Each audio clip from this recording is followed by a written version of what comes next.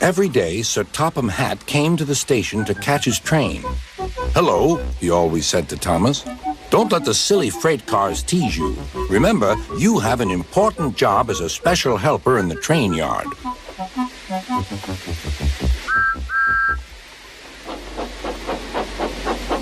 There were lots of freight cars, and Thomas worked very hard pushing and pulling them into place.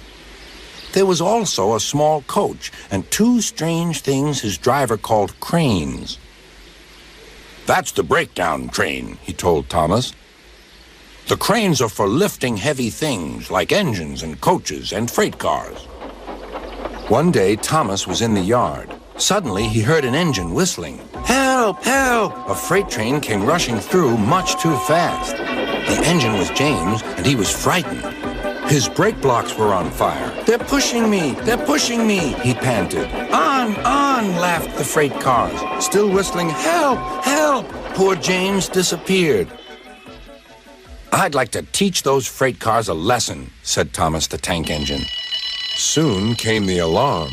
"James is off the line! The breakdown train! Quickly!" Thomas was coupled on, and off they went.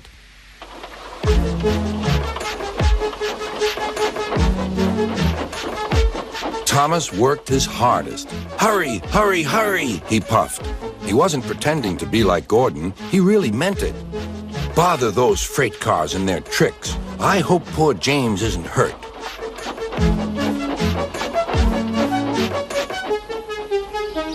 James's driver and firemen were feeling him all over to see if he was hurt.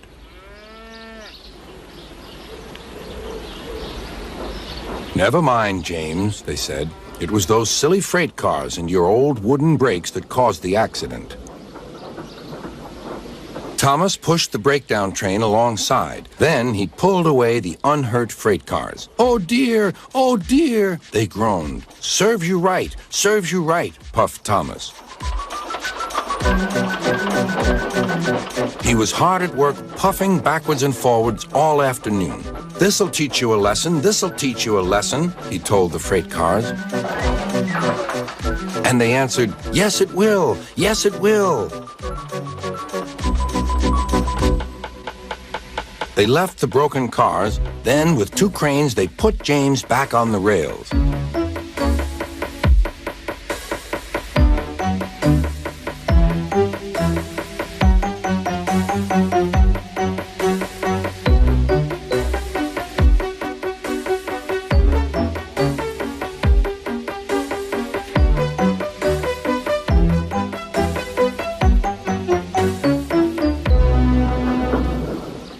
He tried to move, but he couldn't, so Thomas helped him back to the shed.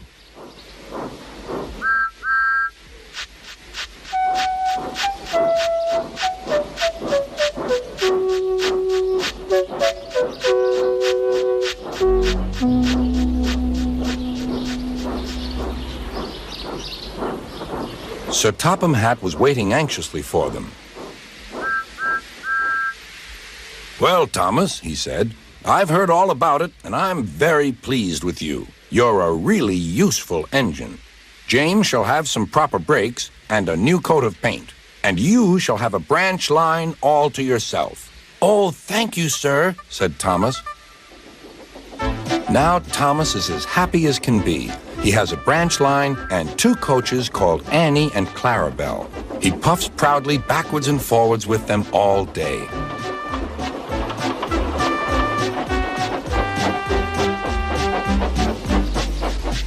He is never lonely. Edward and Henry stop quite often and tell him the news.